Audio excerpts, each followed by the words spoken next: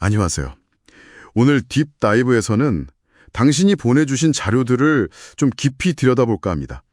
창조에서 시작해서 타락, 구속, 그리고 마지막 심판과 회복까지 이어지는 상당히 방대한 신학적 이야기를 다루고 있는데요. 성경 구절들을 인용하면서 예수 그리스도, 그러니까 마지막 아담이죠.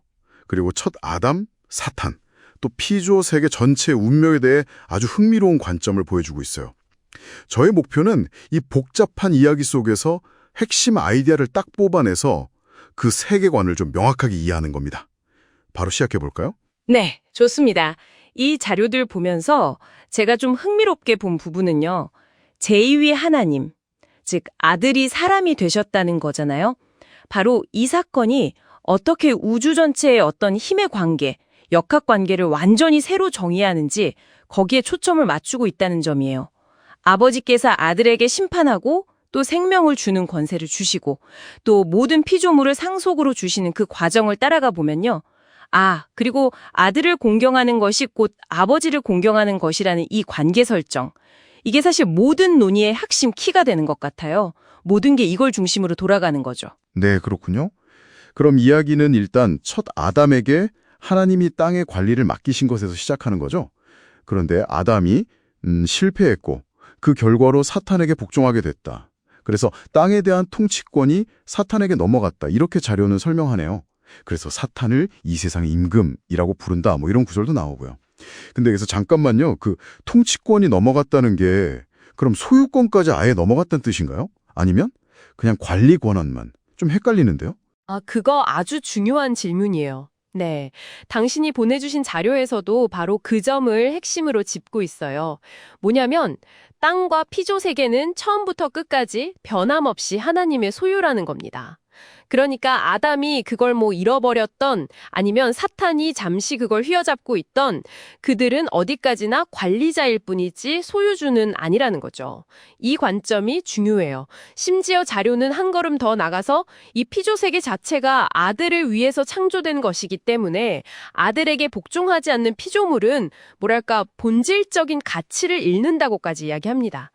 결국 소유권은 하나님께 아주 확고하게 있고 아담이나 사탄의 역할은 좀 제한적이었다. 이런 해석인 거죠. 관리자랑 소유주를 명확하게 딱 구분하는 거군요. 그렇다면 이 판을 뒤집는 존재가 바로 마지막 아담, 즉 사람이 되신 아들 예수 그리스도, 바로 이분이겠네요. 자료를 보면 그분이 십자가에서 죽기까지 아버지께 순종하셨고 그걸 통해서 사탄의 권세를 완전히 깨트리셨다. 골로새서 말씀처럼요. 그리고 첫 아담의 실패를 만회하셨다. 이렇게 나오죠.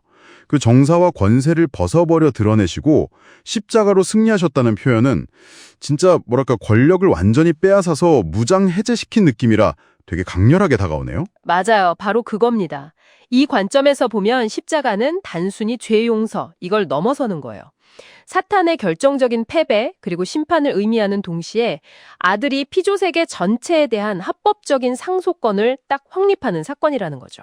아버지께서 아들에게 자신의 이름과 함께 피조계 전체를 이제 물려주시는 겁니다. 자료에서 또 흥미로운 대비를 보여주는데요. 첫 아담은 기껏해야 이 땅, 지구조차 벗어날 수 없었잖아요. 그런데 마지막 아담이신 아들은 천사들이 있는 하늘까지 포함해서 피조세계 전체를 상속받으신다는 거예요. 와. 네, 이제 이 피조계는 명실상부한 소유주, 바로 아들의 것이 되었다. 이런 선언인 셈이죠. 소유권이 이제 완전히 아들에게 넘어왔다. 그렇군요. 그럼 이제 그 마지막 아담 안에서 새롭게 태어난 존재들, 그러니까 우리 같은 믿는 사람들의 역할은 뭘까요? 자료에서는 이들이 대리 통치권을 회복한다 이렇게 말하는데요. 이게 첫 아담이 가졌던 거랑 같은 건가요? 아니면 좀 다른 새로운 개념으로 봐야 할까요? 정확히 말하면 첫 아담이 가졌던 것과는 질적으로 좀 다르다고 봐야겠죠. 아들로부터 새롭게 부여받는 권한이라고 이해하는 게 맞습니다.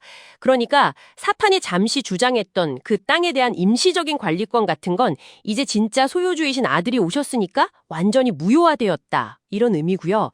근데 중요한 건 이 회복된 통치권이 그냥 주어지는 게 아니라는 거예요. 책임이 같이 온다는 거죠. 자료는 여기서 순교 증인들이라는 개념을 되게 강조합니다. 순교 증인들이요? 그건 어떤 의미인가요? 네, 이 사람들은 하나님 사랑 그리고 이웃 사랑이라는 그 계명이 있잖아요. 그걸 정말 목숨을 걸고 지킴으로써 그 계명이 진짜 진실하다는 것을 증명하는 사람들이라고 자료는 설명해요. 하나님께서 정하신 숫자의 증인들이 이렇게 나와서 자신의 삶으로 어쩌면 죽음으로까지 그 계명의 진실함을 증명하고 나면 그게 기준이 되어서 불순종한 자들에 대한 심판이 집행된다. 이런 논리 구조를 가지고 있어요. 그리고 한 걸음 더 나아가서 이 증인들이 로마서 말씀처럼 사탄을 발 아래서 짓밟는 역할까지 감당해야 한다. 이렇게 말합니다. 와, 그러니까 단순히 권리를 회복하는 걸 넘어서서 아주 적극적으로 싸우고 증명해야 하는 그런 사명이 주어졌다고 볼 수 있죠. 정말 스케일이 어마어마하네요. 한번 좀 정리해 볼 필요가 있겠어요. 그러니까 당신이 보내주신 자료들이 그리는 큰 그림은 이런 거군요. 첫 아담이 실패해서 망가진 피조 세계가 있었는데 마지막 아담이신 예수 그리스도의 완전한 순종과 희생 그리고 부활을 통해 법적으로 완전히 회복되고 소유권이 확립된다. 그리고 그 안에서 새로 태어난 이들은 아들로부터 새로운 대리 통치권을 받아서 계명이 정말 진실하다는 것을 삶으로 증명해내고 궁극적으로는 아들의 완전한 통치가 이루어지는 그 과정에 참여하게 된다. 대략 이런 흐름이 맞는 거죠? 네, 정확합니다. 딱 그 구조예요. 첫 아담의 실패를 마지막 아담이 회복하고 그 회복된 질서 안에서 믿는 자들이 이제 새로운 역할 부여받는 거죠. 여기서 마지막으로 당신에게 한번 던져볼 질문이 있어요. 이 자료들에 따르면 모든 피조물이 지금 고통 속에서 하나님의 아들들, 그러니까 방금 말한 이 순교 증인들이 나타나기를 정말 간절히 기다리고 있다고 하거든요. 그렇다면 오늘날 이 대리 통치권의 회복이라든지 계명의 증명이라는 개념이 당신의 삶과는 어떻게 연결될 수 있을까요?